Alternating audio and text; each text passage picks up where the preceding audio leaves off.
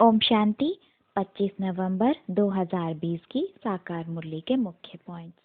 आज बाबा ने कहा, मीठे बच्चे, ऊंचते ऊंच पद पाना है तो याद की यात्रा में मस्त रहो। यही है रूहानी फांसी, बुद्धि अपने घर में लटकी रहे। तो अभी निराकार परमात्मा हम आत्माओं को बैठ समझा रहे हैं कि इस पुरानी दुनिया से अपनी बुद्धि को निकाल, हमेशा अपने असली घर परम धाम को याद करो। तुम वहीं के रहवासी हो, वो परम धाम ही तुम्हारा स्वीट होम है। तो दिन भर में लौकिक काम करते हुए भी बुद्धि का योग जैसे परम धाम में लगा रहे। यही है गुप्त पुरुषार्थ, भविष्य में ऊंच पद पाने का। अभी स्वयं परम पिता परमात्मा हमें जो ज्ञान देते हैं, इस ज्ञान को धारण कर इसका स्वरूप बन हम फिर भविष्य में ऊंच पद प्राप्त करते हैं। जो जितनी अच्छी रीति पढ़ेंगे वो उतना ऊंच पद पाएंगे। इसमें भी सब नंबरवार हैं, इसलिए याद की यात्रा में मस्त रहना है। बिना याद किए आत्मा पावन बन नहीं सकती। याद से ही ऊंच पद पाना है। अभी असली ज्ञान परमात्मा ही हमें देते हैं, जिससे हम ऊंच पद प्राप्त करते हैं। अभी भक्ति मार्ग में जो इतने शास्त्र हैं, मनुष्य समझते हैं उसको पढ़ने से ही ज्ञान प्राप्त होता है। पर यह समझने की बात है कि इस पढ़ाई से क्या हम कोई ऊंच पद पाते हैं? क्या इस ज्ञान से हम देवी देवता बन स्वर्ग में राज करने लायक बनते हैं? जिन आत्माओं की बुद्धि में यह बातें रहती हैं कि यह बना बनाया ड्रामा है जो हर 5000 वर्ष में रिपीट होता है। हम आत्मा इस सृष्टि रंगमंच पर शरीर रूपी वस्त्र धारण कर पाठ बजाने आती हैं और आधा कल्प आत्मा की स्थिति ऊंची रहती है। वह संपूर्ण पावन 16 कला संपन्न होती है। फिर धीरे धीरे आत्मा की कलाएं कम होने लगती हैं। वह पतित बन गिरावट की तरफ जाती है। उसकी स्थिति नीच होने लगती है। ऐसी ज्ञान हमेशा बुद्धि में रहे तो ऐसी आत्मा हमेशा खुश रहेगी, क्योंकि उन्हें पूरी सृष्टि के आदि मध्य अंत का ज्ञान हो गया है।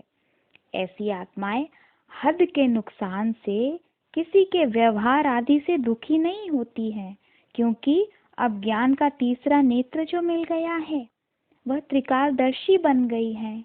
उन्हें अब समझ आ गया है कि अभी ड्रामा में सभी आत्माओं की स्थिति नीच की है। पावन को ऊंच और पतित को नीच कहा जाता है। अभी ऊंचते ऊंच भगवान आकर हमको पढ़ाते हैं, आत्मा को पावन कर ऊंचाई पर ले चलने, स्वर्ग में ले चलने के लिए। बाकी धर्म वाले कह देते हैं कि स्वर्ग बहुत अच्छा है, वंडरफुल है, पर वहां जाने का रास्ता सिवाय एक बाप के और कोई बता न सके। यह सब बातें भी उन्हीं आत्माओं को टच करेंगी जो हमारे कुल के होंगे, जो ड्रामा के राज को नहीं जानते, जो हमारे कुल के नहीं हैं। वह कह देते हैं कि यह सब कल्पना है।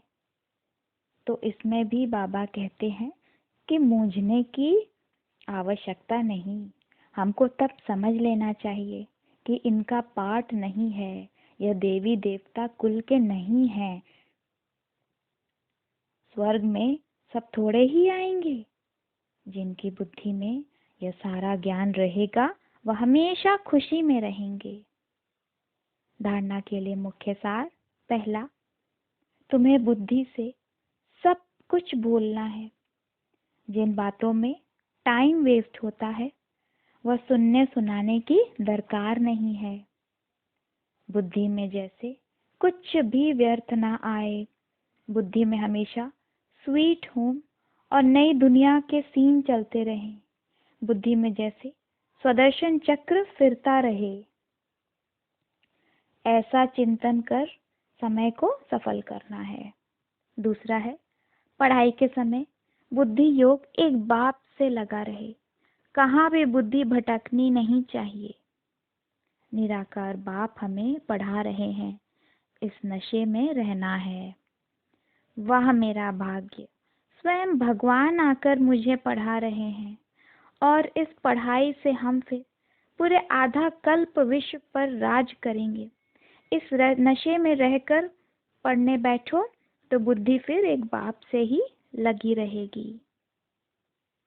वरदान है, बेहद की स्थिति में स्थित रह, सेवा के लगाव से न्यारे और प्यारे विश्व सेवाधारी भवा।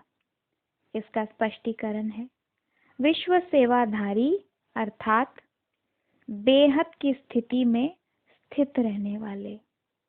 विश्व सेवाधारी आत्मा की बुद्धि में हमेशा यह बातें रहती हैं कि यह बेहद का ड्रामा है और हम सब बेहद के एक्टर्स हैं। हम आत्माएं शरीर लेकर इस बेहद के ड्रामा में पार्ट बजाती हैं। ऐसी सेवाधारी आत्माएं हद की सेवा के लगाव में नहीं आते। वह सेवा करते हुए भी सेवा से न्यारे रहते हैं और सदा बाप के प्यारे रहते हैं। उनकी दृष्टि बेहद की होती है, इसलिए हद की सेवा जैसी भी मिले वह उसे पूरी निष्ठा से करते हैं। उनकी बुद्धि में यह ज्ञान है कि सेवा से लगाव भी सोने की जंजीर जैसी है जो फिर बांध देती है। मुझे सिर्फ यही सेवा करनी है, मैं और कोई सेवा नहीं कर सकता, ऐसा सोचना भी हद में आने जैसा है। फिर ऐसी आत्माएं विश्व कल्याणकारी नहीं बन सकती। स्लोगन है, व्यर्थ संकल्पों को 1 सेकंड में स्टॉप करने की रिहर्सल करो तो शक्तिशाली बन जाएंगे। तो मन को इतना शक्तिशाली बनाओ कि 1 सेकंड में व्यर्थ संकल्पों को स्टॉप कर सको। अच्छा, ओम शांति।